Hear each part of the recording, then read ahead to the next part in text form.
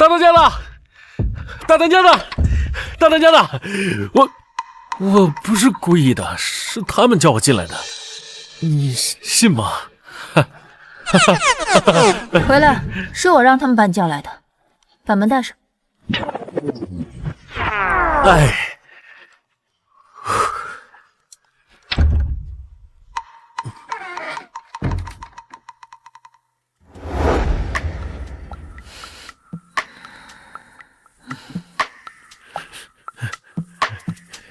怎么，怕我吃了你啊？别，坐呀。哦，我站着就行。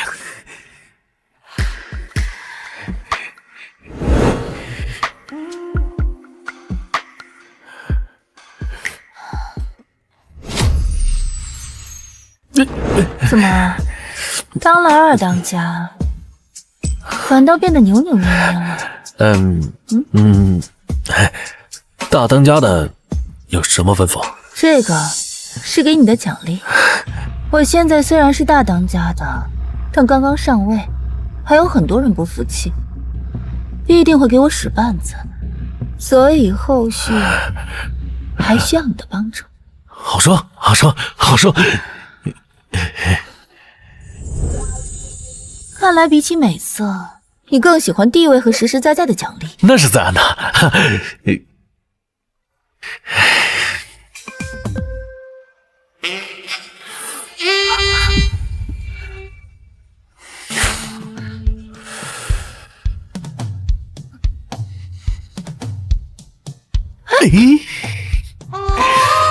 谢大当家赏赐。好你个杨开山，总有一天我会让你对我服服帖帖。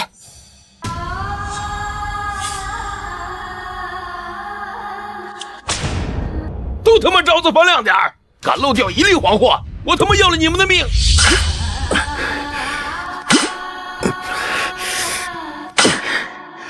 你他妈给我好好干呐，好好干！我来老金沟已经快3个月了，本想来这讨点金子运出去，买鸡抢地过个小日子，谁曾想落入胡子手里，成了苦工。这里没有秩序，没有道理，枪杆子和地位就是绝对的话语权。只要你不听话，敢对金子有非分之想，就会被当场处决。他妈的你！哼！臭东西！你他妈的让你好好干活你不干，这他妈找死是不是？我没有，把头。你他妈没有，你他妈还给我犟嘴，信不信老子打死你？把头，我真的没有偷懒，我没有，再说没有。把头，他妈的！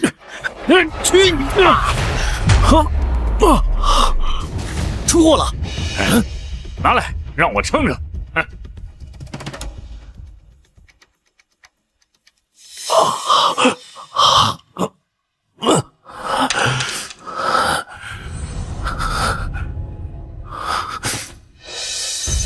都他妈快点！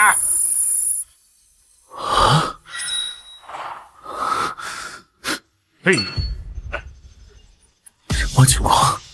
我居然能看到物品的价格，能看到金子含量。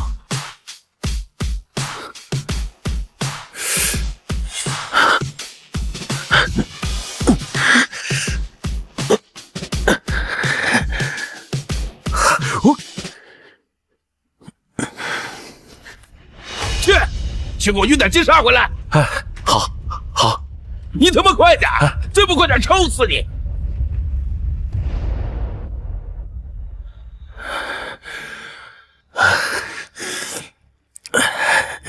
妈的！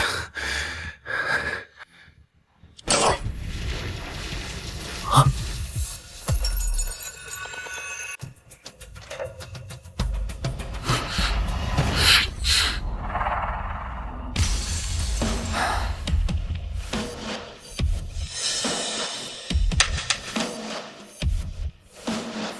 果然，在这里，人命是最不值钱的东西。出什么事儿了？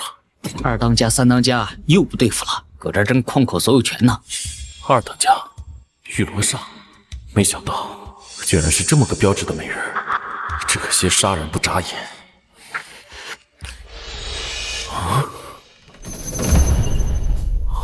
这是二当家的衣服，够买我几条狗命的了。看到那10堆金沙堆了没？那就是矿口的10条金沙河里捞出来的。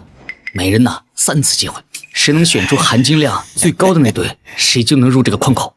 刚刚那个师傅呀，已经浪费二当家1次机会，二当家一怒之下就给他结果了。这二当家也太无情了，不过是浪费了1次机会就把人给杀了。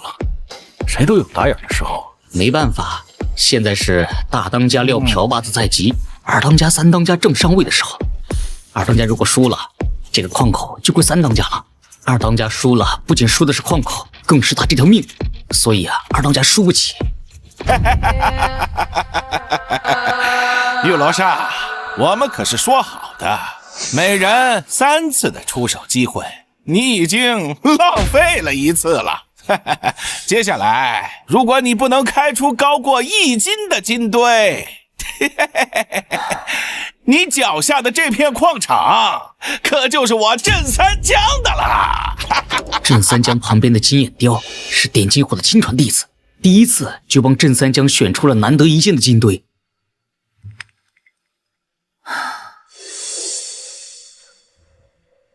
你来选。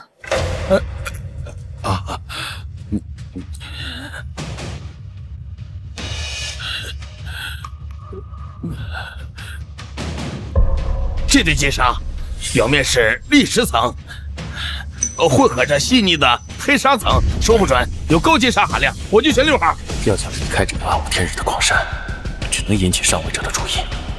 目前看来，这个雨罗沙是最好的人选。等一下，这堆沙堆含黄货不足半钱。这堆沙堆含黄货不足半钱。你是哪个空子？二当家的，他就是来老金山刨食的一个苦力，啥都不是，我这就让他滚。你他妈的捣什么乱？这都是你说话的份儿，赶紧给我干活去！你他妈臭苦力，你懂个屁！这沙堆，但凡开了手，就定了道。你这平白无故浪费1次机会，难道是想让二当家栽到这去吗？你他妈了个巴子的！你什么狗东西在这瞎叫唤？你要真这么有能耐，你他妈还在这旮瘩当苦力？小兄弟，这不是你说话的地方，咱们都是做苦力活的命。哎，咱们先赶紧回去吧。现在走，二当家还能饶你一命。哎，英雄不问出处，谢了兄弟。妈的！你他妈还敢躲是吧？你个臭卖苦力的，哪来的再滚哪儿去！再他妈敢瞎刺一句，我叫人割你的舌头，封你的嘴！既然你说这堆金沙开不出半钱是吧？老子倒要看看真假！来人，给老子摔！你当真这堆金沙里黄货含量不足半钱？顶多也就3分货。二当家的，也就筛出来不到3分的黄货。什么？也就筛出来不到3分的黄货，真叫他说中了。老子不信了，他不过是瞎猫碰上死耗子，走了狗屎运了他。废物！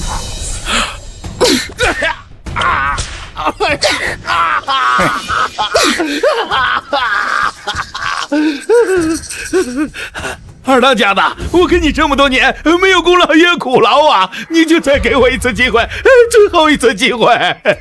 好，这可是你说的，我再给你最后1次机会，给我滚去挑！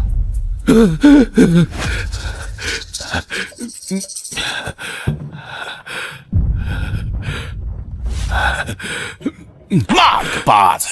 你要选多久？老子没空陪你耗。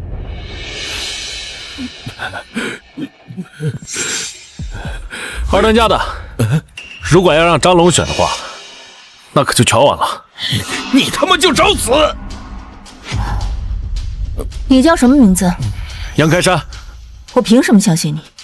就凭我刚才猜对了，而且这张师傅现在心里慌。好，那我就把这最后1次机会交给你。行，但是二当家的，我有一个条件，敢跟我玉罗洽谈条件，你说说看。我要是帮你赢了这赌局，我要挂住归柳，脱离苦役。就这些？对，就这些。好，老娘答应你，但你要记住了，我这人最讲规矩守信用。你要是挑不出这1000以上的金堆，那么下一个躺这儿的就是你。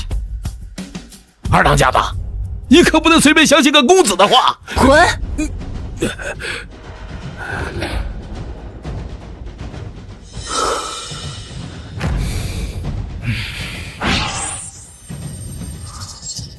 幸好还有2个2000的沙没被挑走，不然我今天真交代在这儿了。小子，你到底会不会选？别是个什么都不懂的小白脸吧？玉罗刹，不是我说你，怎么能把自己的命交给来历不明的空子？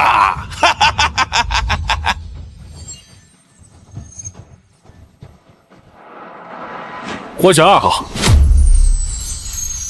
二当家的，他杨开山就是什么都不懂的苦力，说不定他刚开始就是蒙的，他就是对方派来的，对，他就是对方派来的，专门给你下套的。张龙，我看在这么多年你帮了我那么多忙的份上，我饶你不死，但你要再敢胡说八道，就不是抽鞭子那么简单了。二当家的，二当家的，我还有另外一个要求。得寸进尺。说，我要是赢了这赌局，我要顶了张龙的腰，然后做您的长眼师傅，顺便再把他的舌头给割了，把嘴巴给缝上。好，我答应你。二当家的，你可不能听他胡说八道。你刚刚不是说他都是蒙的吗？那还有什么好怕的？二当家的，怎么样？只有7、8分的黄货。亏老子还以为你小子有点真本事。我就知道你是一个没用的废物。不可能，我刚刚明明看到有2000的黄金呢。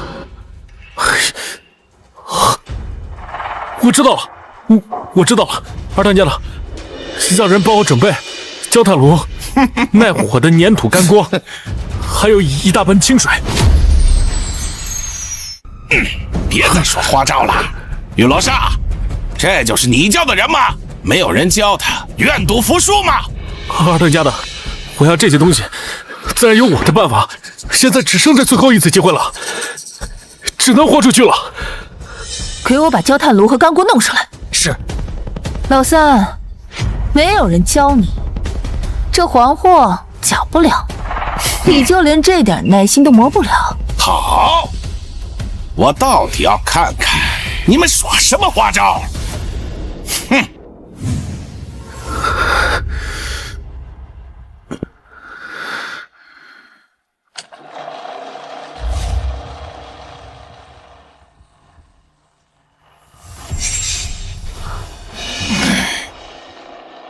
别他妈瞎搅和了，再搅和搅和也不能1分变2分，2分变4分，你当这是变戏法呢？早他妈让你早点走，你偏不听，现在把二当家的架在火上下不来台，你这纯属自寻死路。亏老子还高看你小子一眼，原来是个中看不中用的人呐！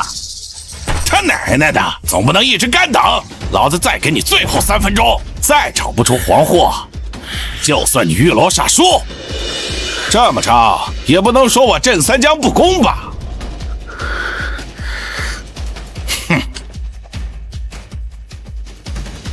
！3。杨开山，弄不出黄货，这3分钟就是你的催命钟。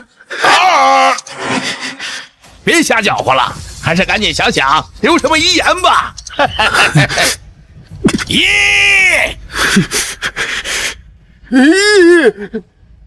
有了，有了！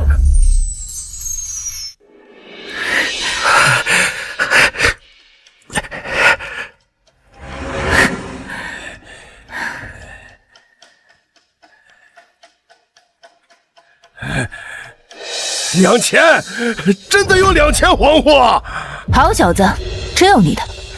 你怎么知道这2号沙堆里有这么多金货？我看这2号沙堆的沙质比较细腻，像是能出黄货的沙质。然后这之前，这金子和这沙堆还有杂质裹在一起，这大火一烧啊，它就露出本质了。玉罗刹，算你走运，今儿个这矿就归你了，来日方长，明儿个咱们接着较量。哼，你平日里对我们又打又骂的，今儿就好好惩罚惩罚你。来人，把他给我拖下去，把舌头割了，把嘴巴缝起来。不要啊，二当家的，二当家的，二当家的呀！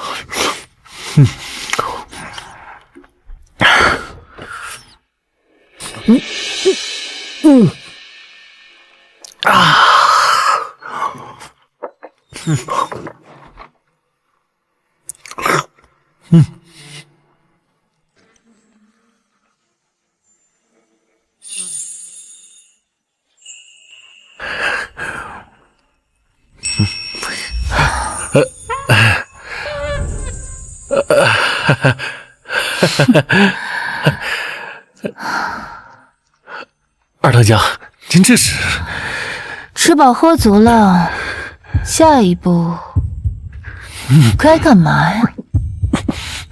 二当家，咱不是说好了吗？我帮你赢下这矿口，让我顶了张龙的窑吗？就这么简单？要个窑子就完了？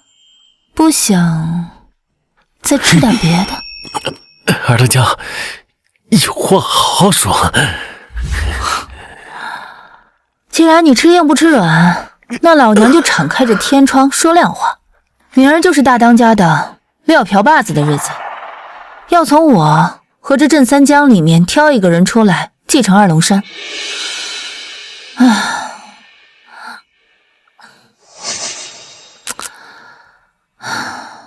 我希望你可以帮我。你成？如果这忙帮得好，我可以考虑让你来做二当家，或者把我自己送给你，不是不能商量。二当家，这花生米凉了，就不好吃了。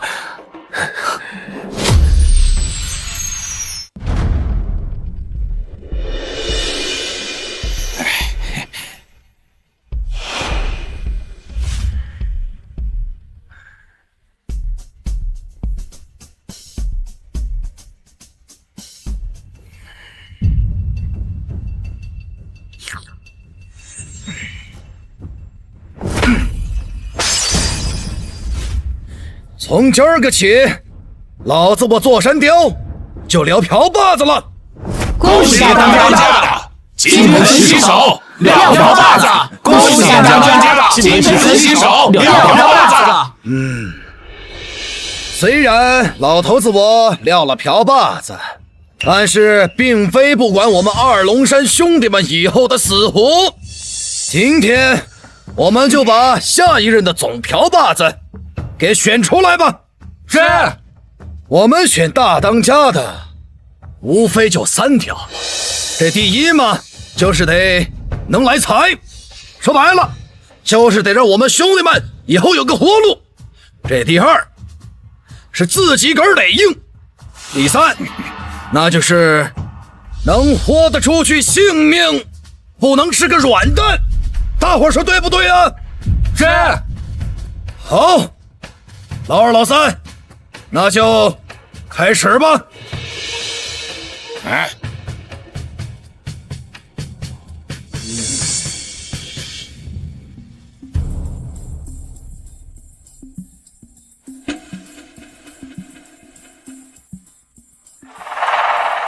大哥，这是前天晚上我和兄弟们砸了一个富户的窖，嘿嘿，带回来的白货4000银元，古董花瓶3只，古董字画5副，还有2个小娘子，总价值不下万把银元。好，好，好。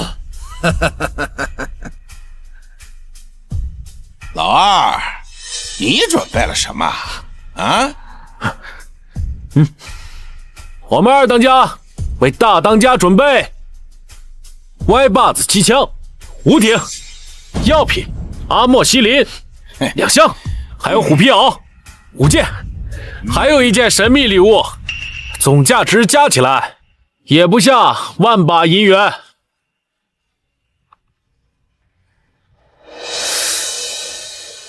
这个就是我特意为大当家准备的雄鹰一只。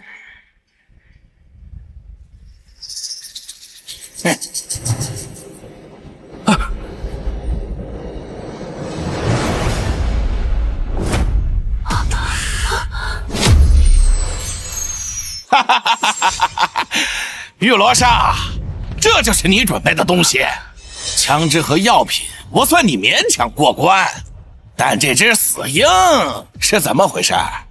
人人都知道大当家的爱熬鹰，嘿嘿嘿，你偏偏送只死鹰，不是在咒他吗？到底怎么回事？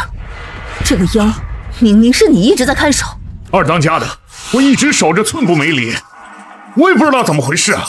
既然鹰死了，那你也别活了！饶命啊，二当家的！饶命啊，二当家的！二，今天是我俩嫖把子的日子，不要见血腥了。是大当家的。不过你的人应该好好管管，连只鹰都看不住，我以后怎么把这么大的家业交给你呀？请大当家明察，这只鹰它原本好好的，突然变成这样，那肯定是有人暗中捣鬼，故意要陷害二当家，叫二当家栽跟头。你就是玉罗刹新找的长眼师傅？正是在下。哼，净是些歪理。就算是被陷害，那也是你们自己不小心。依我看，就算没出事，那点东西也不足以万把银元，也配称作献宝。三当家，你急什么呀？其实我们二当家这只鹰啊，它只不过是拿过来逗大家开心的一个添头，不是献给大当家真正的礼物。献给大当家真正的礼物，在这里。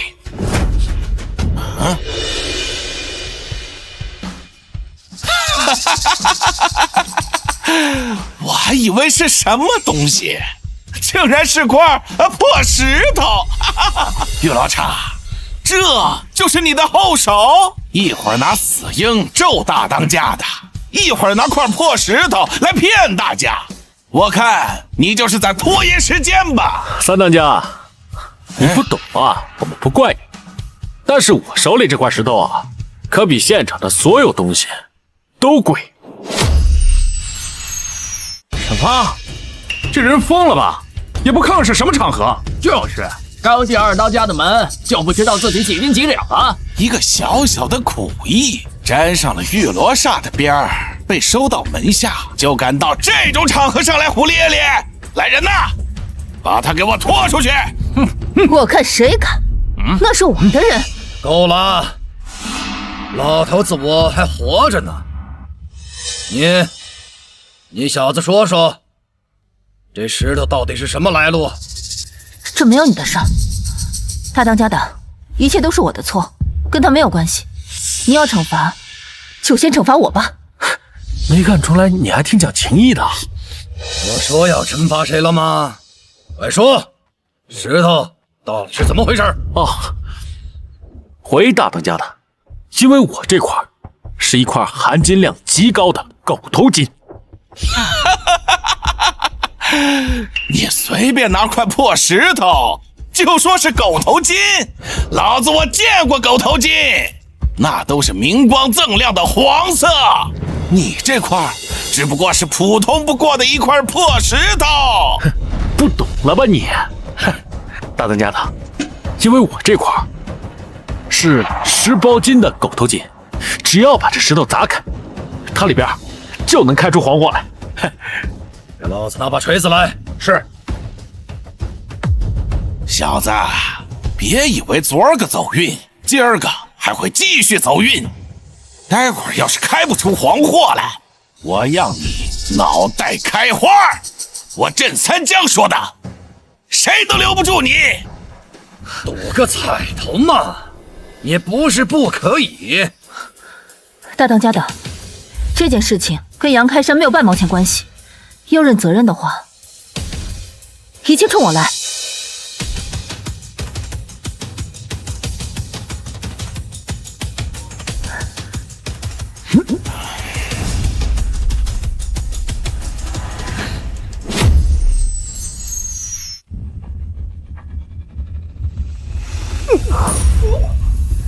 我的娘嘞，还真是狗头金！俺没有见过这么大块黄货，这得值多少钱啊？瞎猫碰上死耗子，还真他娘的让他开出块狗头金！所谓上市古董，乱世黄金，再加上这狗头金足有1斤重，怎么也比老三所有的东西加起来都贵重一些。大当家的，而且这块狗头金啊，是从二当家的矿口开采出来的，说明我们二当家有福气啊！玉罗刹，玉罗刹，玉罗刹，玉罗刹，玉罗刹，玉罗刹！好，我宣布，第一轮玉罗刹胜出。第2局以准头，看到前面那5个陶罐没有？老2和老3各出1人，开枪打击，命中数量最多者就为胜出。吴二龙，你来。谁不知道二龙山就独眼龙枪法最好？这次二当家怕是要栽了。那可不咋的，这回有好戏看了。打这么大的死物，多没意思！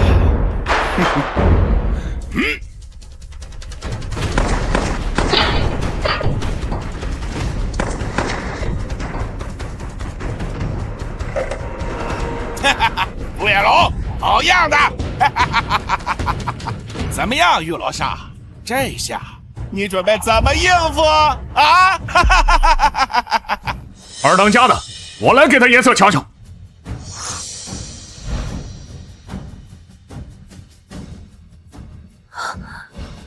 杨开山，你来应战。我应战啊！二当家的，他一个苦役，估摸着枪都没摸过，让他去上，哼，我不服！我是当家的还是你是当家的？滚一边！就你，杨开山，你去。二当家的，我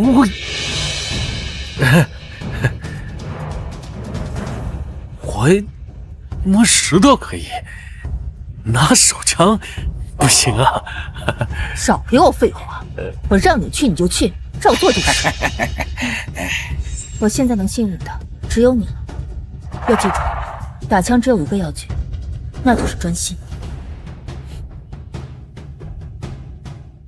玉罗刹，你确定要派这么个软蛋上场？这不是送书吗？认输也不是这么个认法。看他那慌张样，估计连枪都拿不稳，还想跟独眼龙比。再说了，现在就算他真能打中几个陶罐，也不能跟独眼龙的移动靶比呀，是不是啊，大伙儿？是啊，移动靶的难度可比固定靶大多了。看来二当家的是必输啊！行，既然大家都觉得我必输无疑，要不然这样，咱们加大点难度，蒙着双眼比，这要是赢了，那不是更刺激？让你们也输得心服口服，怎么样？有意思。准了，来人，把他眼睛给我绑上。我来。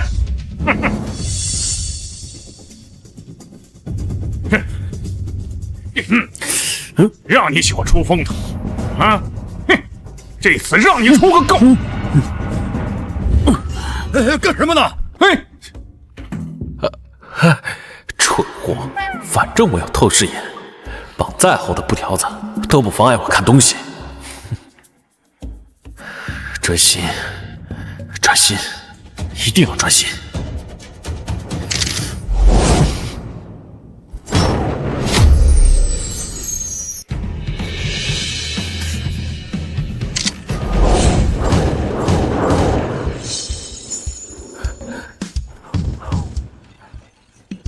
竟然全部中了！虽然看上去打得很勉强，但是确实打中了。这种怎么算啊？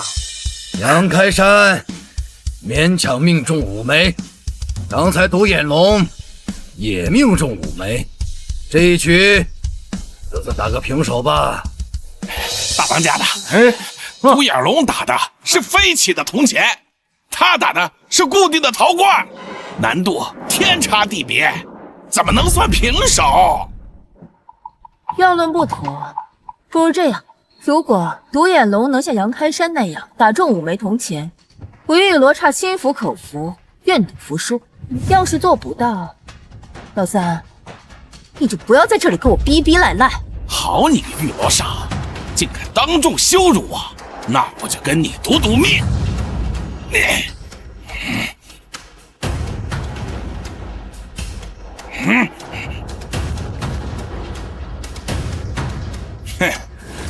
这第3关大家都知道，老子今天豁出去跟你赌命，你我轮流对着自己的脑袋开枪，谁先认怂退缩，谁就输。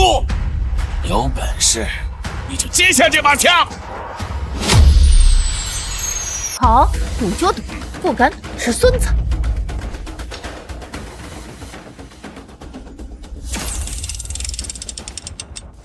二当家的，这次要是想赢，绝对要相信我。这颗子弹在弹道的第4位置。你这样，你确定？这可是赌命，容不得半点差错。当然啊，我用我的小命担保。你想想，从砸开口头金再到蒙眼打罐，我什么时候让你失望过？雨罗刹，跟你手下咬耳朵呢。难不成是怕了，想理由认输？我劝你还是早点认怂，滚出这山寨，省得丢了性命。他2次都能杀出活路，或许这次他真的有把握。好，老娘再信你一回。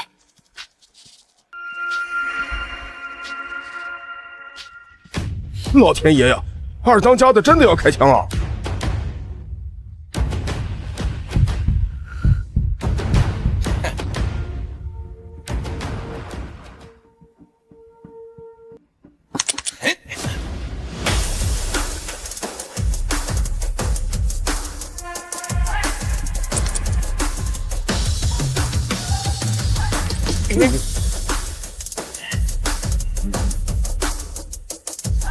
该你了。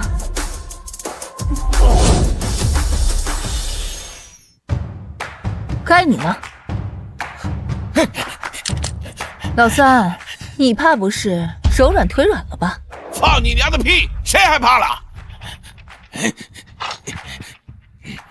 二当家真是太带种了，竟然对着自己的脑袋连开3枪，跟着这样有勇有谋的老大，不愁没发达日子过呀！就是，大当家的位置肯定是二当家的，没跑了。刘老刹，你作弊，你不守规矩。此话怎讲？啊，对，你不守规矩，明明说好你我轮流开1枪，你竟然连开3枪，你这是作弊！我要求重新比赛。没错，刚才没说能连开。你笑个屁！三当家的，你这不敢打就不敢打，你找什么其他借口啊？刚才定规矩的时候也没说不能连开，刚才不是挺硬气的吗？怎么到关键时刻就射不出来了？你不错，你方才说的是轮流对着自己脑袋开枪，谁先认怂谁输，可没说只能开1枪。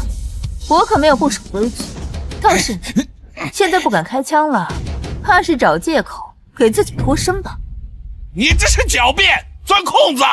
要是我们两个僵持不下的情况下，不如我们来听听大当家的怎么说。我老头子眼不花耳不聋，并没有说过一人只能打一强。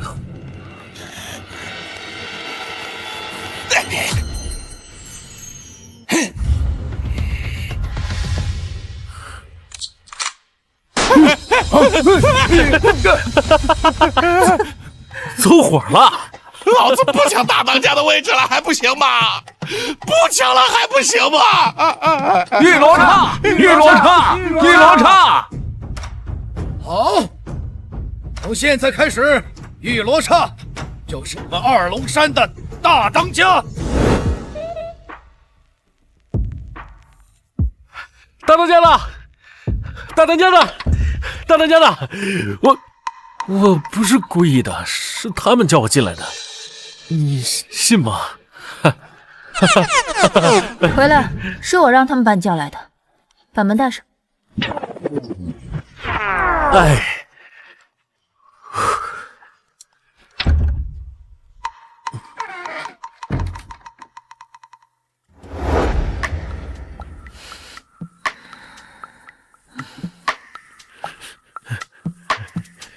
怎么，怕我吃了你啊？别坐呀。哦，我站着就行。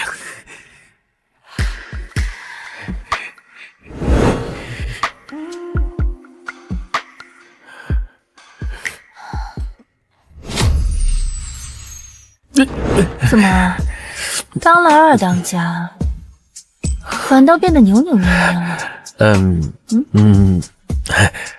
大当家的有什么吩咐？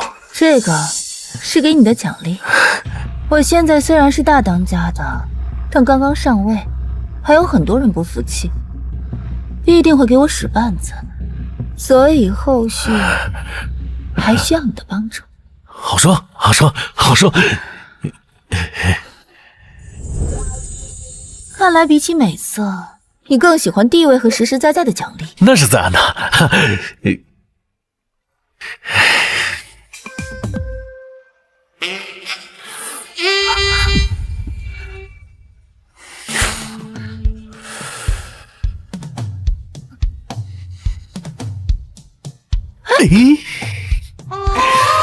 谢大当家赏赐。好你个杨开山，总有一天我会让你对我服服帖帖。最近三花顶的柳子又有些活动，大家一定要注意观察他们的动向。不好了，大当家的，金沙场少了一批黄货。什么？什么？到底什么情况？库房正在盘点昨天的金沙量，过秤的时候发现少了2两。看来某些人没有当总瓢把子的命啊，刚上任就丢了黄货，不会是监守自盗吧？三当家的话可不能这么说。老三，这是本月第3起黄沙失窃，跟玉罗刹有什么关系？当然有关系，丢了黄货是他自己管理不善。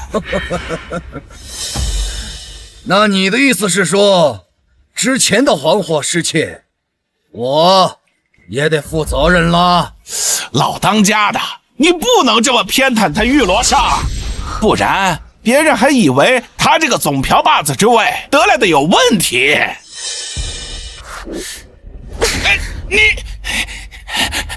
老三，你这满嘴喷粪的毛病应该改一改，否则我听见一次，我就抽你一次。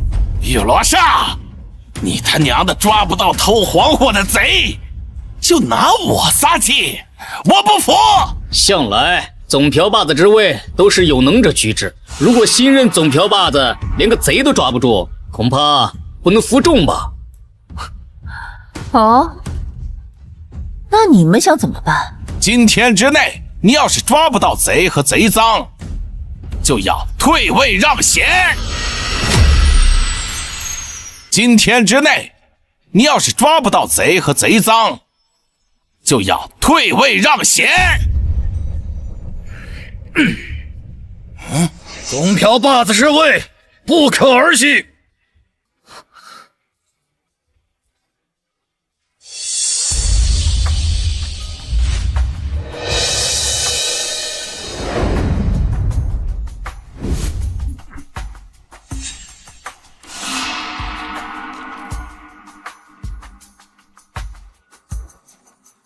你说的是真的？真在他身上？千真万确，一点掺不了假。这可是你们说的啊！如果大当家要是找到了贼和贼赃，又该怎么办？哼！我镇三江愿意自行卸任二龙山三当家的职位。好，这可是你自己说的。来人，把胡柳子给我绑起来。大当家的，您这是干什么呀？我做错什么了？这个就要问你自己了。给我搜。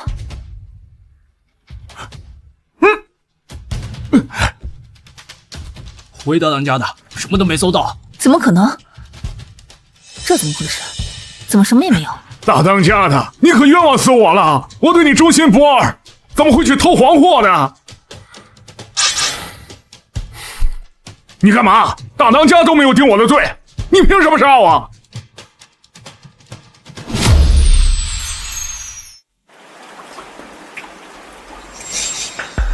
你干嘛？大当家都没有定我的罪，你凭什么杀我？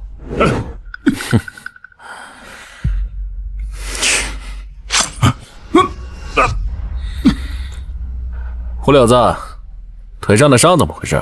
这是我前几天和二当家砸窑子留下的。你是谁？你凭什么审问我？从今天起，杨开山就是我二龙山的二当家。二当家的？这小白脸上跟着大当家的一两天，就二当家的了？什么狗屁二当家的？一个小白脸儿也能骑在我身上作威作福了？我不同意。玉罗刹，你现在是大当家的，按说我不该插话，但是二当家的位置不能轻易于人呐。杨开山，现在大家都不服气，该怎么办才好？好你个玉罗刹，在这儿等着我呢，想看我怎么服众？好，我就让你看看我的本事。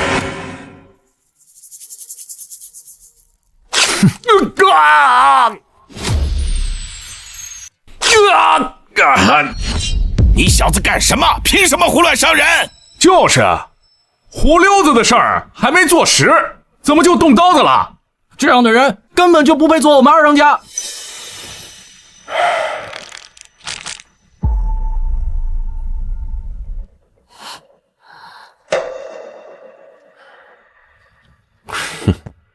三当家，凭这个够不够？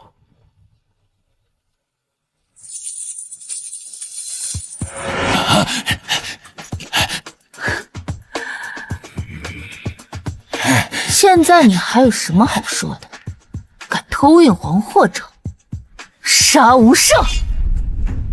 不是我，是三当家让我做的。那只鹰也是三当家让我毒死的，他就是为了让你在众人面前出丑，想让你输掉比赛。给我闭嘴！你再胡说八道，小心我要你的命！我看谁敢在我面前放肆！我没说死，我看谁敢动他一根汗毛！现在你还有什么好说的？三当家还说让我偷偷把黄金运出去，他就和我五五分账。那些黄货都是在开采的时候偷偷攒下的。好啊你！我说之前的黄货出货量怎么也对不上账，原来是你背后在捣鬼！今天我就杀了你我！老当家的，你看在我这10几年对二龙山没有功劳也有苦劳的份上，饶我一命吧！你呀你，之前和老二比试的时候做点手脚也就罢了，你现在竟然把手插到我二龙山的产业上了！二龙山有规矩，盗窃黄货者杀无赦，今天谁也救不了你了呀！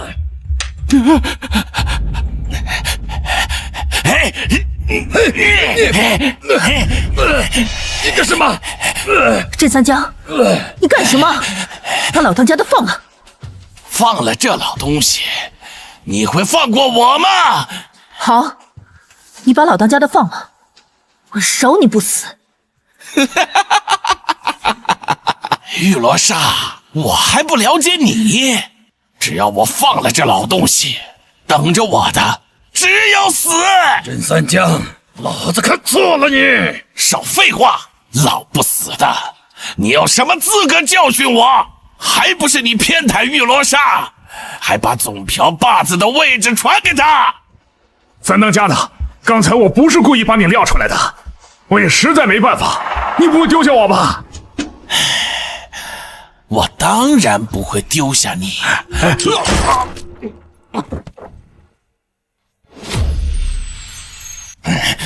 都给我退后！都退后！退后！否则，我跟这个老东西同归于尽！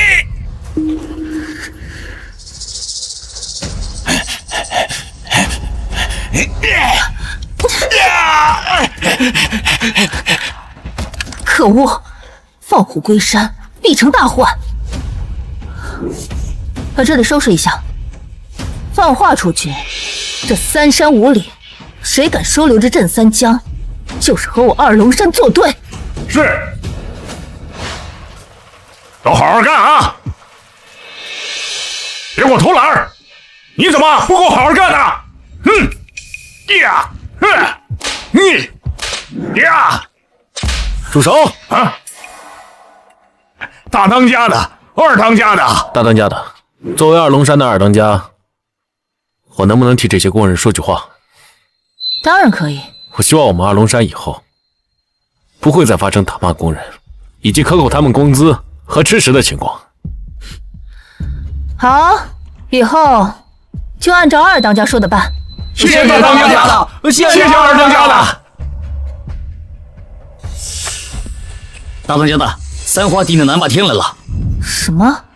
他怎么来了？南霸天是谁？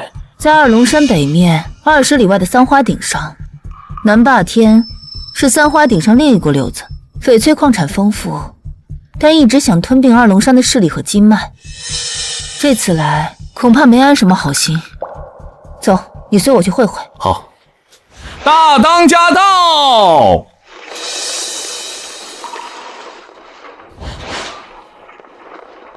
不知南霸天大当家的来访，有失远迎，有失远迎啊！我是不请自来，听说玉罗刹大当家的最近新上位，又多了位了不起的二当家的辅佐，我特来道贺，顺便见识见识。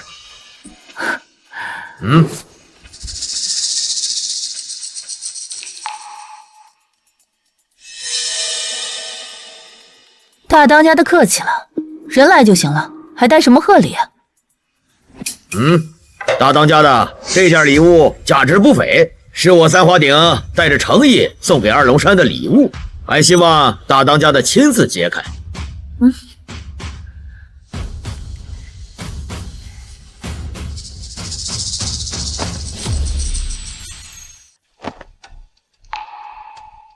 这是失传已久的黄金浇灌的玲珑宝塔，是我们大当家的花费大量金银才淘来的。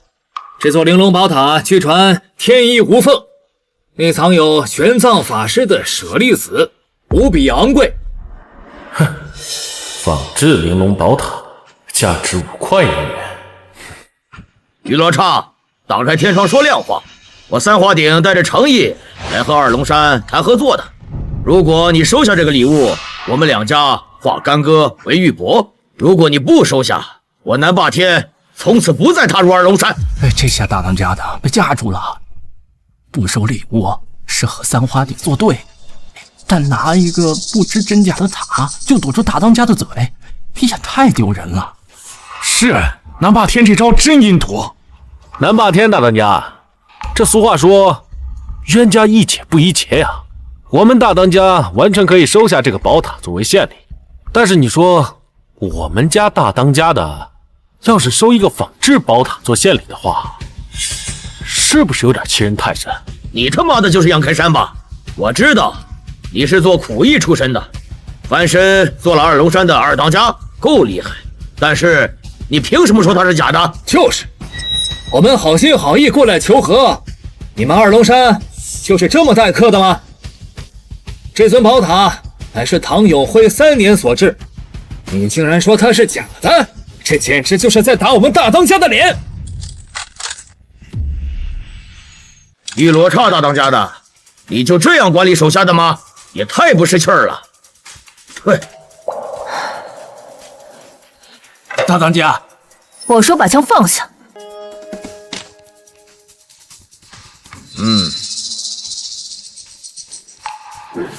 既然我们家老二说这宝塔是假的，南霸天大当家的说这宝塔又是真的，不如我们来赌一赌，看看是谁输谁赢。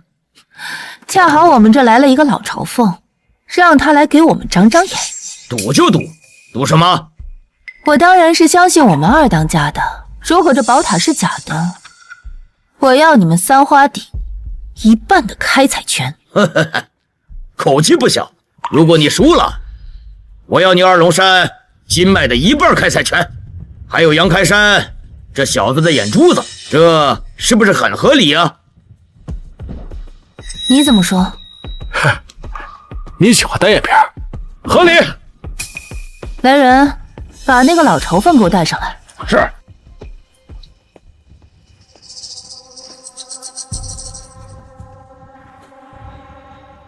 你来好好看看他手上这个宝塔究竟是真是假，实话实说，不然我毙了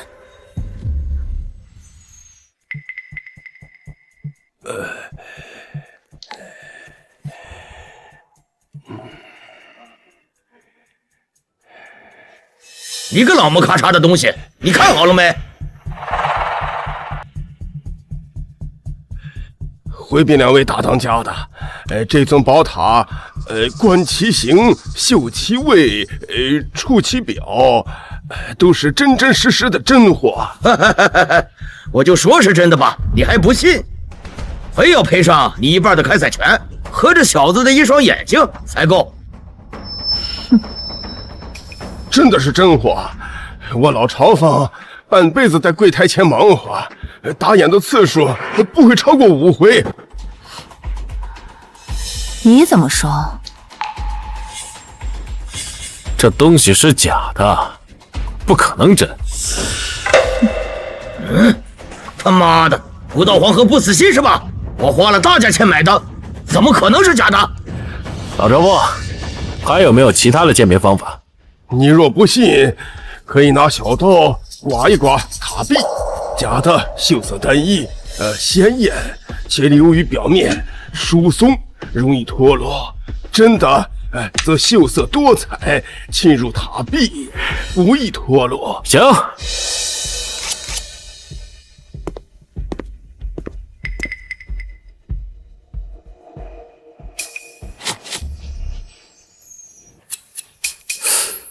怎么会这样？你小子还有什么话可说？这锈色分明就是真品的锈斑。现在你们该看的也看了，该验的也验了，总该相信我们大当家说的是真的了吧？玉罗刹大当家的，该到你签字画押了吧？把这一半开采权交给我们三花鼎，还有这小子的一双眼珠子，我今天一并留在这里。都怪这个杨开山，刚当上二当家就使劲嘚瑟。现在好了吧？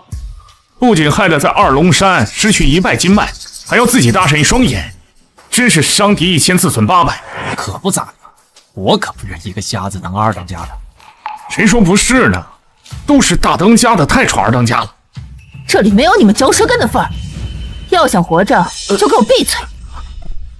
愿赌服输，我玉罗刹说话算数，拿纸笔来。大当家的，你别着急，这东西绝对是假的。我说他妈你有完没完？爷爷陪你搁这玩呢。雨罗刹大当家的没有这么做事的。你们说我们的贺礼是假的，我们大当家的不仅陪你折腾，还让你们验宝。验宝的结果你们却又不信，没这么干的。两位稍安勿躁。你到底有几成把握10成10。那为什么刚刚验的是真的？这个宝塔的做工确实不错，这么验是验不出来的。还有没有什么其他的鉴宝方法？说玲珑宝塔8个棱角挂铃，这玲珑塔内刻有经文，且风吹灵动。仔细听，里边有佛音远播。什么？还要验呢？老子闲得蛋疼，在这儿陪你玩把戏啊！你当真有10成10的把握？大当家的，我的眼力你是知道的。如果我要是没有绝对的把握，我是不会跟你说这种大话的。行，我再信你一次。倘若我再加上这二龙山另一半金脉的开采权呢？大当家的，金脉是在二龙山的命脉，您不能为了一个刚认识几天的人，就把咱们全部的家当赌上去啊！请大当家的收回成命！请大当家的收回成命！你说话当真，不反悔？都给我起来！我玉罗刹一个唾沫一个钉，说出去的话就是泼出去的水，给我接着验！谢大当家信任。既然罗刹大当家的说验，那就给我再验。不过我花了5000大洋买的，你就验10遍8遍也假不了。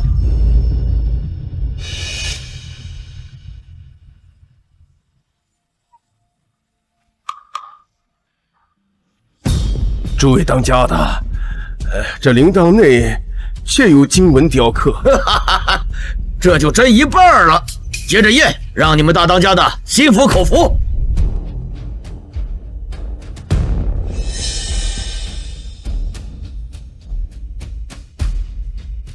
老兄我年事已高，耳聋眼花，怕是听不清这铃铛内有福音传出，还请各位当家自行鉴别。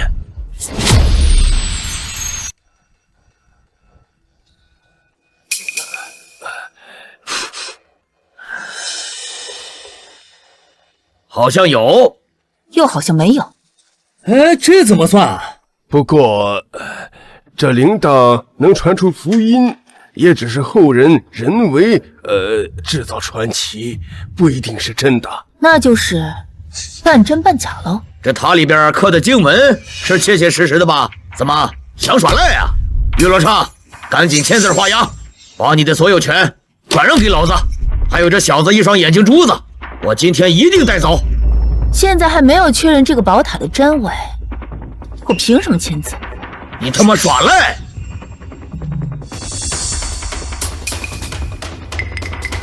大家稍安勿躁，稍安勿躁。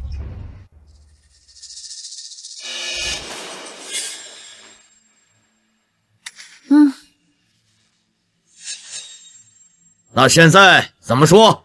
老朝奉，我再问最后一次，有没有唯一一种可以鉴别宝塔真伪的办法？是那种不可被质疑的。这还有最后一个，快说！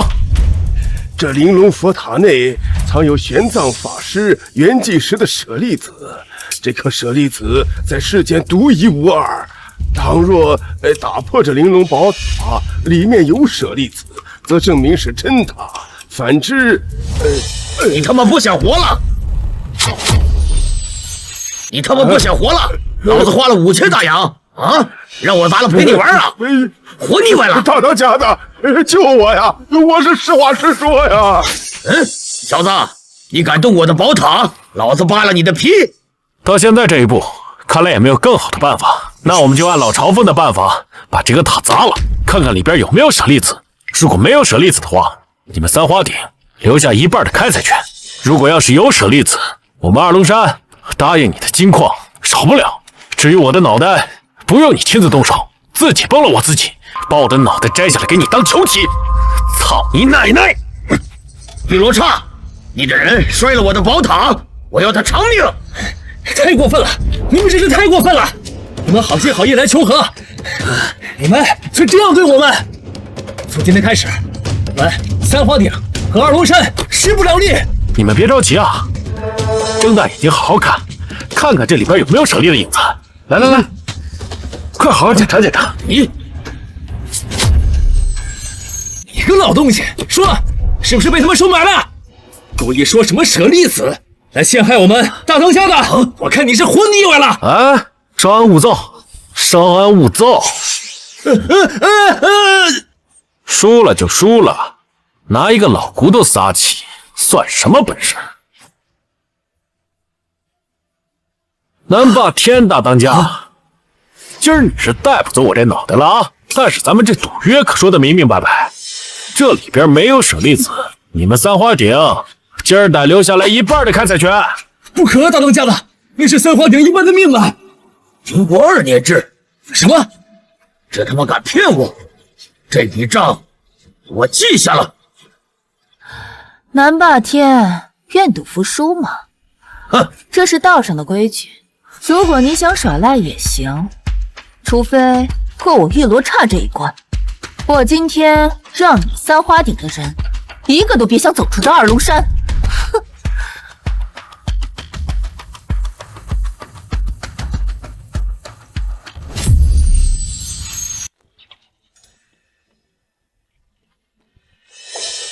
好，我去。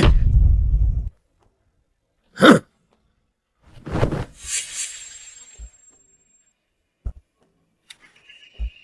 杨开山、玉罗刹，我三花鼎的开采权可以给你们，但这笔账我记下了。大哥，留得青山在，不怕没柴烧。咱们先回去，从长计议。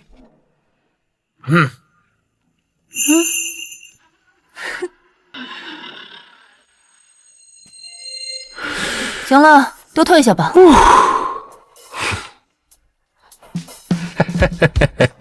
杨开山，最近风声紧，缸里又堆积了很多出不了水的东西，我这又刚坐上了大当家之位，不方便出声。你帮我去山下看看，看有什么好路子。得嘞。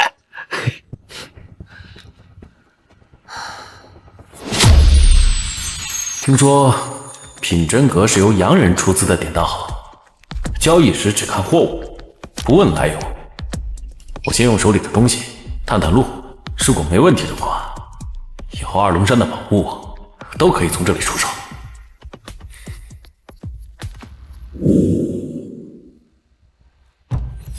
你们这儿谁管事啊？我就是这品真阁老板。这位老板有何贵干？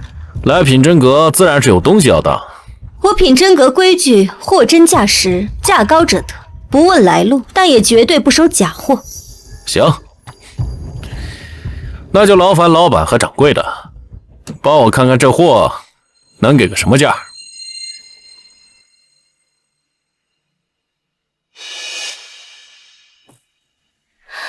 这是块普通的青玉原石，质地一般，我最多给你5个银元。价格太低了，看来是我来错地方了。走了。哎，老板别急，买卖不成仁义在，若价格不合适，可以再考虑考虑。哪来的穷小子也敢来品真阁凑热闹？当家，别跟这种人一般见识，误了咱们出水的正事儿。去！哼，赵老板，我爹让我来出一批货，你亲自长眼，别让人打脸。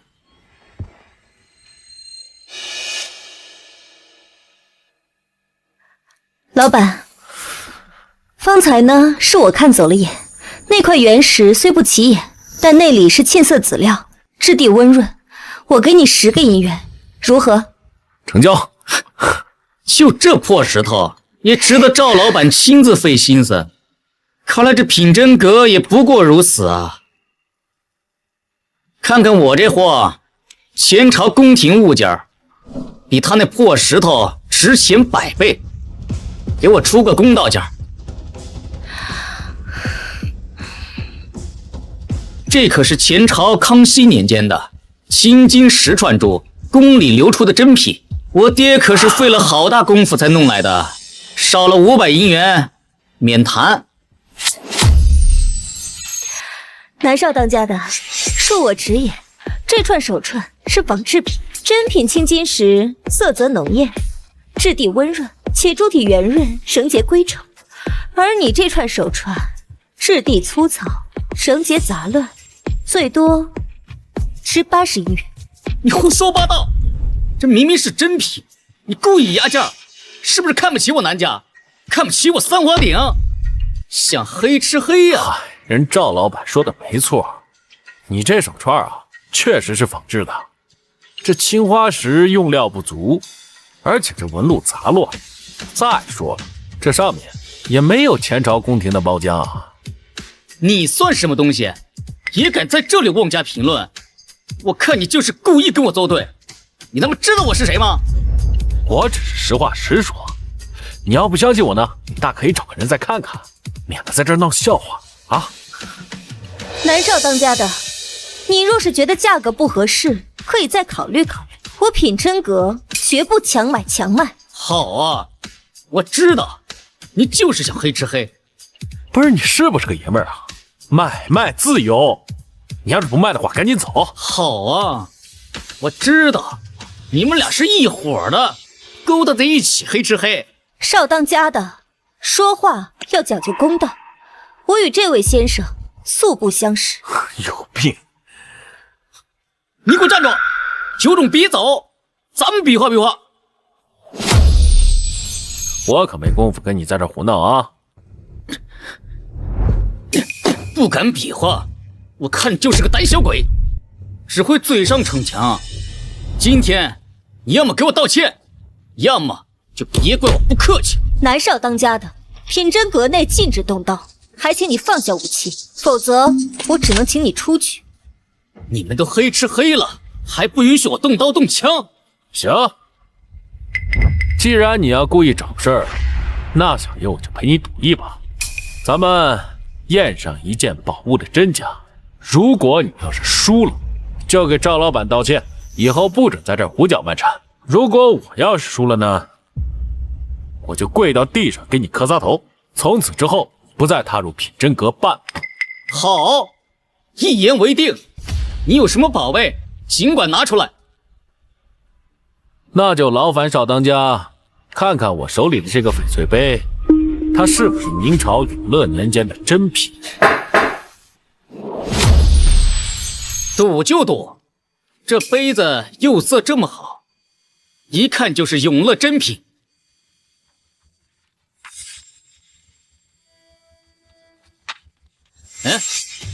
我不信你，你去把隔壁的刘掌柜给我请过来。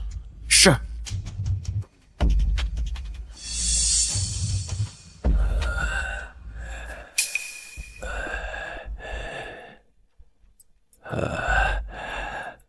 回三位，这只白玉杯是仿品，并非永乐真品。真品永乐杯白釉，白如凝脂，胎质细腻如玉，杯底有暗刻永乐款式，且釉面无气泡，这是特意做旧。釉色偏浑浊，胎质偏粗，杯底款式生硬，釉面有密集气泡，这是后期仿制的，不值什么大钱。不可能，这杯子这么逼真，怎么可能是假的？你是不是看错了？哎，南少大当家，这愿赌服输，该履行诺言了吧？这局不算，你敢不敢跟我再赌一局？哎呦，愿赌服输可是道上的规矩，你这么坏规矩，你就不怕出去别人笑话你？少废话，刚才这局是我轻敌了，我没仔细看，你敢不敢跟我再赌一局？这局如果你赢了，我不仅给赵老板道歉，我还把我身上这块玉佩输给你。若是你输了，就要给我下跪磕头，还要滚出鉴宝这行。以后有我的地方不能有你，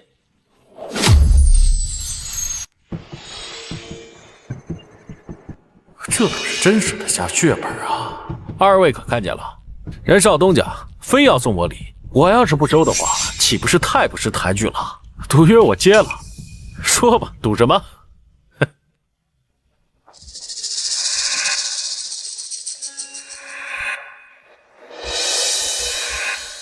就赌那个瓷瓶，赌它是哪个朝代的。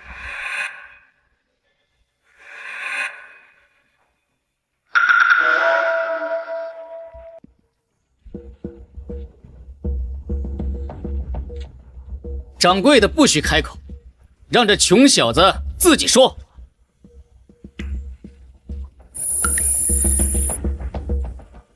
清代光绪年间，仿嘉靖年间的青花云龙纹瓶，只可惜啊，这是假的。哈哈哈哈！露馅了吧？这瓶子龙纹凶猛，青色浓艳，明明是嘉庆官窑，你分明就是胡说八道。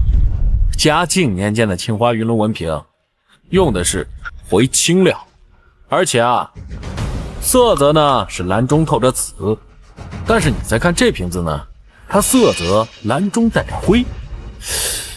哎呀，这就是光绪年间的仿制品。再让你小子看看，这瓶底的款式上面写着“嘉庆年间制”这6个大字。虽然这楷体啊仿得挺形似的，但是这笔画偏软啊。真正的青花云龙纹瓶，明代的笔画呢是刚劲有力。你要是不信的话，你拿放大镜来好好看看啊！这位老板眼力过人，此瓶确为光绪仿品，虽非名器，却也是晚清仿古精品。算你走运，这玉钩送你。谢少当家赏赐。哎，还没给人赵老板道歉呢。赵老板，刚才是我莽撞，多有得罪。还差一事儿呢，东西忘了。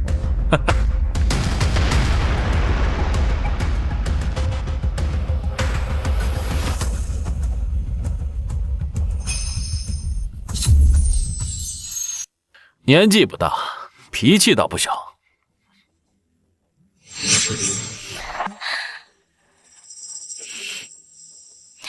杨老板好眼力，刚才那尊光绪仿嘉靖瓷瓶，若非行家，极容易打眼。不知杨老板师承何处啊？无师自通，只不过见得多了，懂了点皮毛。方才那块籽料，你磨去皮色试探我，是怕我品真阁眼力不济，误了你的大货。赵老板好眼力啊！彼此彼此。杨老板此番前来，怕不只是为了一块籽料。品真阁规矩，不问来路，不问姓名，但杨老板除外。我对你的货很感兴趣，若日后有更大的出水量，品真阁愿出市场最高价。既然赵老板是爽快人，那我也不藏着掖着。我这儿确实有一批货要出水，量不小，而且长期往来。但是我有一个小小的请求，请讲。今日我与南镇发生了冲突，三花顶肯定不会善罢甘休。我担心这日后要是有人以此事来为难品真阁的话，哈。品真阁规矩，只认货不认人。杨老板放心，三花顶还动不了我。行，是个痛快人。日后我带货来，凭此印行事。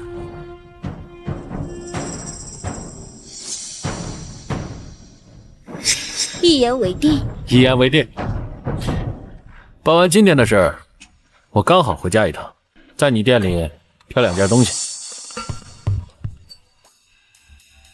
那个翡翠，还有那个手镯。哎呦，这瓶子不错呀。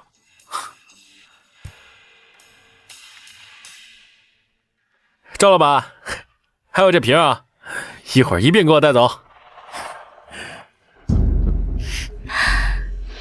杨老板此番前来，不仅救了品真阁，还带来这么多生意和宝贝，你说我该怎么感谢你？好说好说。赵老板，你就别跟我开玩笑了啊！谁说我在跟你开玩笑？还是说你玩不起？赵老板，我得走了。玩完再走，也来得及啊。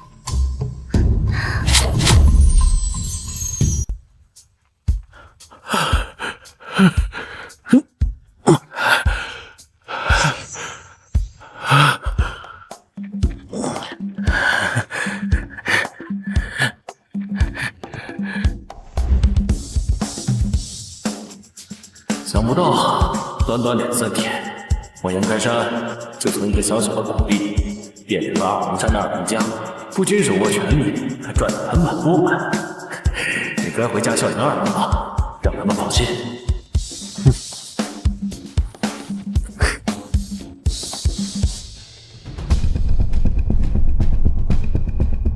可不是嘛！呀，这不是老杨家那小子吗？不是说去二龙山卖苦力去了吗？这怎么回来了？肯定是被人辞退了，不让干了呗。我就说嘛，不是谁都有这个享福的命的。爹，娘，儿子回来了！爹，娘，儿子回来了！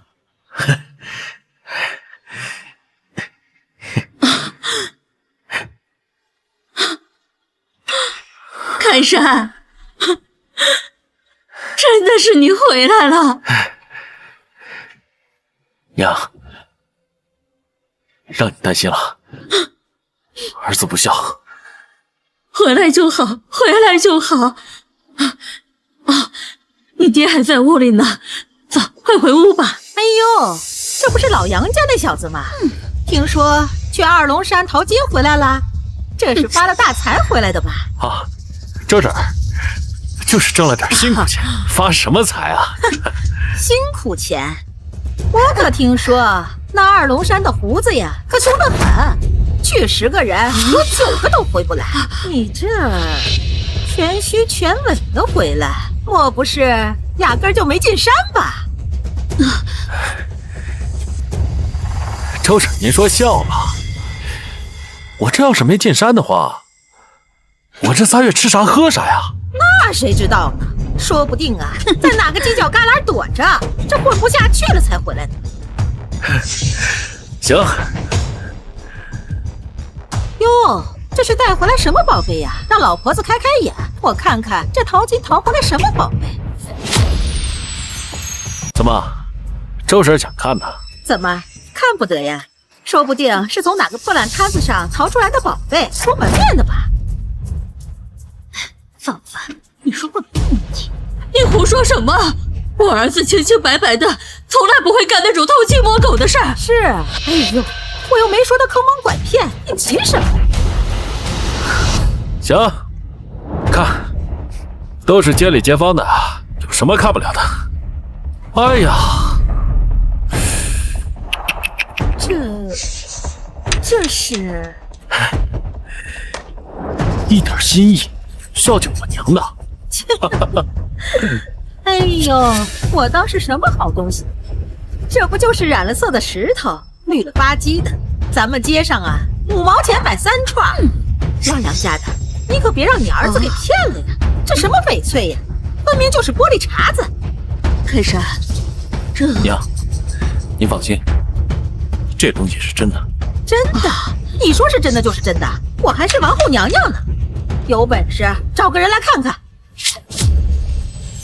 有本事找个人来看看，看看是不是真的。周婶，你儿子周啊，不就在城里的品真阁当学徒吗？哎呀，就是啊，我儿子可是城里边最大的典当铺当学徒呢，让他看看他的镯子是不是假的。小旺，小旺，哎，快来，快来！小旺，你看看他的镯子是不是假的？儿子，他的镯子是不是假的？我就说嘛，那杨开山哪有那本事？娘，这是真的。啥？这是老坑玻璃种，水头足，颜色正，雕工是苏工。我在城里当铺干了2年，总共就见过1回这种货色。你没看错啊？行的事能开玩笑，但这一行我干了2年，要是连老坑玻璃种都看不出来，掌柜的早年我走了。杨哥，这镯子如今市价少说也得这个数，50元，500银元啊！遇到识货的主，600也有人要。哎呦，开山，这太贵重了，娘不能要。娘，你养儿一场，儿子孝敬您那是天经地义的，你可别听旁人胡说八道。拿着。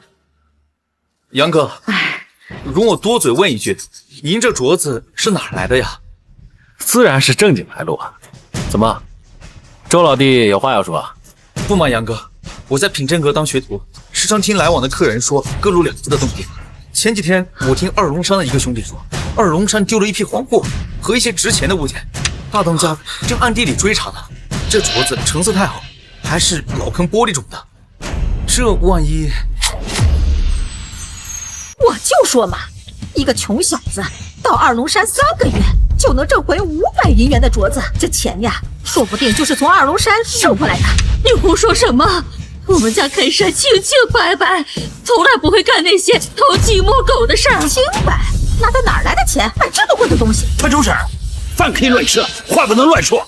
老杨家那孩子不会真偷东西了吧？难说啊，二龙山那地方能有几个干净的？3年挣500银元，我活这么大岁数都没见过那么多钱。他个毛头小子，凭啥？开山，你跟爹说实话，这东西到底是怎么来的？你是不是在二龙山干了什么见不得人的事？爹，别听他们胡说八道，你也别着急，这镯子真的是我打工挣来的，来路光明正大。杨哥，不是我不信你，实在是这事儿太巧了。二龙山丢的东西里刚好有几块老坑翡翠，你说能说清楚这个东西的来历，大家自然也无话可说了。行，周老弟，你在品真阁当差，那你应该知道品真阁的规矩，只认货不问来路。你要是觉得这镯子有疑虑的话，大可以去问问品真阁的赵老板，看看这镯子是不是从他铺子出的。哎，哟，这不周旺吗？你在这磨叽啥呢？二狗哥，你咋来了？路过这巷子，我听说有人在二龙山发了财回来，我寻思过来瞧瞧，别是有人偷了咱们二龙山的财神爷。就你小子，哎呦呵，老坑玻璃种，这成色连我在二龙山待几年都没见几回。你刚刚说这镯子是谁的？就是他，杨开山。啊？杨开山，杨开山，没听过这名。小子，你这镯子哪来的？老实交代，别让老子费事儿。这镯子是从品真阁买的，有票据为证。你要是不信的话，大可以去查。品真阁？哦，那地方我熟，回头我亲自过去问问。不过嘛，二龙山最近丢了一批货，大当家的正在悬赏追查。你这镯子来的不明不白，依我看，扣下来再说。哎呦我，哎呦，你他妈放手！这镯子是我孝敬我老娘的，谁要是敢动它，就是动我。完了你了！老子是二龙山之人，你敢动老子一根毫毛，老子二龙山踏平你们杨家屯！哎呦，老子毙了你！你说你是二龙山的人？怕了，完了！老子是二龙山三当家的手下。我怎么记得三当家前一段时间……反正不管怎么着吧，老子是二龙山的正经弟兄，识相的话就跪地给我磕3个响头，把镯子交出来，再给老子拿500银元当汤药费。这事儿兴许能过去。你既然说你是二龙山的人，那你可知道二龙山最近新换了一个大当家的？废话，大当家玉罗刹谁不知道？那你可知道玉罗刹大当家的新立了一位二当家的？你该不会想说你就是那个二当家吧？老子在二龙山混了3年，大当家玉罗刹确实在前几日立了一个新的二当家，那是能空手砸出狗头金、蒙眼打枪、能赢独眼龙的人物。就你这兔崽，也配提他老人家名字？各位乡亲们都听听啊！这小子说他自己是二龙山的二当家，他要是二当家，那老子就是座山雕啦！就是，也不撒泡尿照照自己。人家二当家那是大英雄，岂能跟他一个臭卖苦力的沾边？我就说他吹牛嘛，他要真那么有本事，早就把二狗子撂倒了，还让人拿枪指着。3个月前还见到他，连车费都付不起，穷得叮当响，连车费都是找别人借。这突然发财说不准。开山呐，你不会真的去二龙山了吧？你不会真的干点什么糊涂事了吧？娘，儿子可没干什么糊涂事儿，我说的句句属实啊。行，你说你是二当家的，那我问你，二龙山山规第6条是什么？爬不上来。你连山规都不知道，你还敢说自己是二当家？周啊，你听见了没？这人就是个骗子！二狗子哥，他刚才说那镯子是品真阁买的。啊呸！品真阁怎么？品真阁又不收赃物了。再说了，他说是在品真阁买的。哎，你看你泡泡。小子，冒充溜子头目，按山规该当何罪，你知道吧？老子今儿就替二龙山清理门户，并大当家的还得赏我。你口口声声说二龙山的山规，但是你连二龙山新立的二当家叫什么名儿都不知道。二龙山要都是你这样的货色，早他妈被三花柳吞了800回了。你他妈说什么？我说，就你这样的货色，在二龙山顶多是个跑腿的。你见过大当家几面？大当家跟你说过几句话呀？你连二当家是谁都不知道，就敢替他清理门户？我在二龙山待了3年，3年还在屯里欺负老百姓啊！真有本事，早跟着大当家砸窑去了，也不至于在这里跟一个学徒混日子。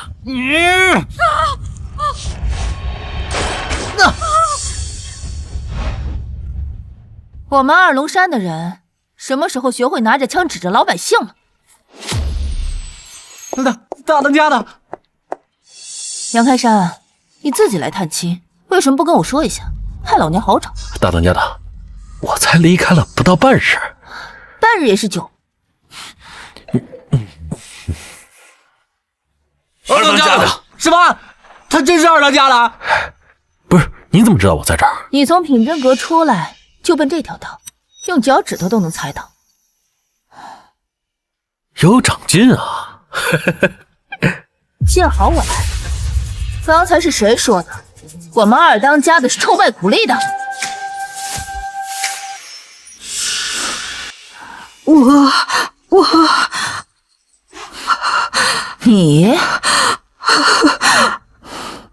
你大当家的，小的有眼不识泰山，小的不知道这位爷就是二当家的，小的该死，小的该死啊！你刚才说呀，毙了我家二当家的，替二龙山清理门户。小的有眼无珠，小的吃了朱元鹏的血，求大当家开恩。你可知道二龙山的山规，以小犯上，持枪威胁上位者，该当何罪？来人！大当家的，小的在二龙山待了3年，没有功劳也有苦劳啊，求大当家开恩呐！3年？你说你在二龙山3年，却不知道二当家的名字是什么？拖下去，给我按山规处置！啊！大当家的要命啊！大当家的要命啊！大当家的，我错了，大当家的，饶命啊！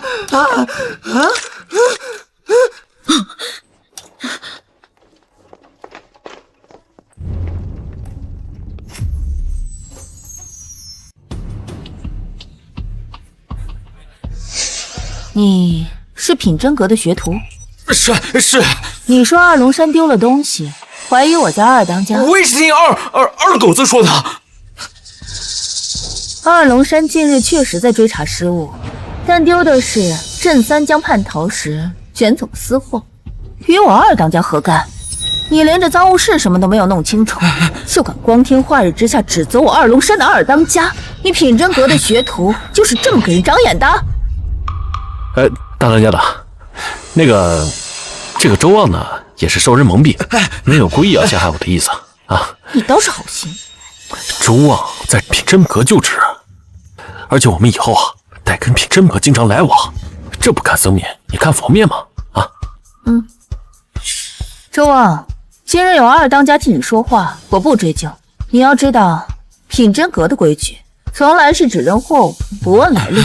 可你的眼睛若只认人言，不认货真，这碗饭你也吃不着。是，多谢大当家，多谢二当家。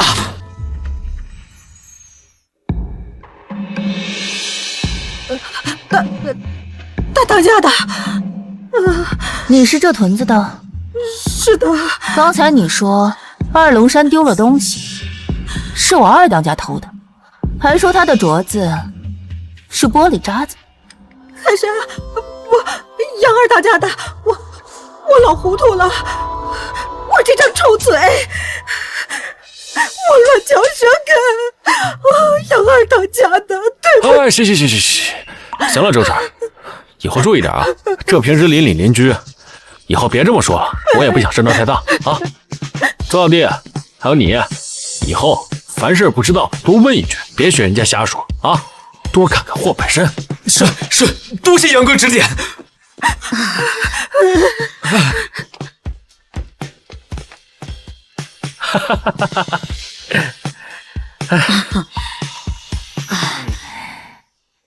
开山呐，这位是爹娘，这位就是二龙山的大当家玉罗刹。哎呦喂，伯父伯母冒昧登门，惊扰二老了。不打扰，大当家的，我里请坐。不了，我这一身风尘就不进去了。今日来得及，也没备什么像样的礼，这个全当见面礼，伯母别嫌弃。这也使不得啊，大当家的。是不是嫌我这东西来路不正？啊，不敢。我们二龙山虽然说不是什么正经行当，但也都是劫富济贫的好男好女。况且这手镯是我家传的，那我就更不能要了呀。不成，杨开山是我二龙山的二当家，他的父母也是我二龙山的长辈。开山这孩子从小就老实，从来没让我们这个爹娘操过什么心。自从他前3个月去二龙山以后，我跟他爹就一宿一宿的睡不着，就担心他在外头吃亏。他没吃亏。大当家的，老汉问句不该问的，我家开山在您那可还好？这几个月，若不是杨开山，二龙山早已易主。他在赌局上赢下矿口，在叛徒刀下追回黄货，在南霸天的圈套里夺了3花顶1半的开采权。他是我二龙山的功臣。哎呀！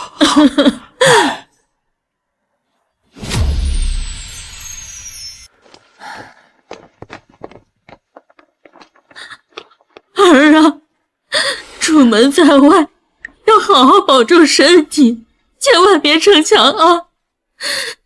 有空多回来看看我和你爹。娘，儿子记下了，回去吧。儿呀，这是你奶奶传下的一套玉佩，成色不好，但是保平安，你带着。